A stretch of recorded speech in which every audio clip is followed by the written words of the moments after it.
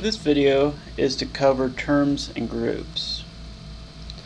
During the summer, when you look at your gradebook, you're not going to see any terms because it always defaults to the current classes, and it means we're in the summer, there is no current classes. Start of school, this will automatically go to trimester 1, but for right now we can select that by clicking the drop down here in the top left and going to trimester 1.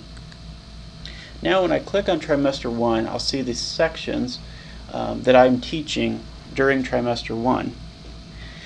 In my first section, the 3A mock related, I see that I have 3 students assigned to that section.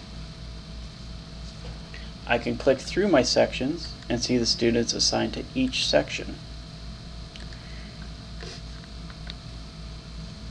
Down below, I see that there's a groups area. The groups can be used to monitor the progress of certain students within a section.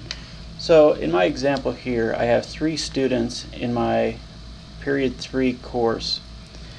I want to monitor the progress of 2 of them separate of the entire section. To do this, I'm going to start by clicking on the plus sign. I'm going to do add group set. I'm going to call it test.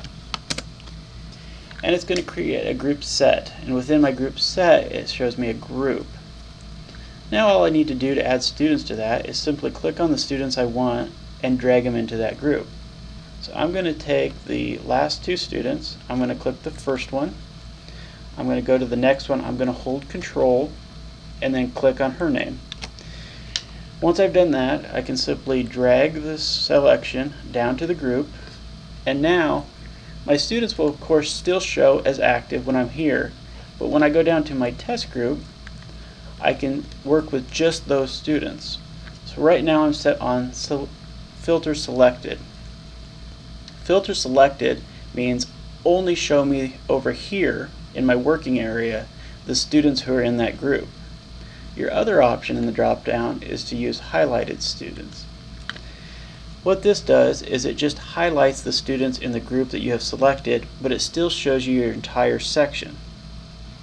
You can use this then to monitor the progress of the students in that group by going to the filter selected.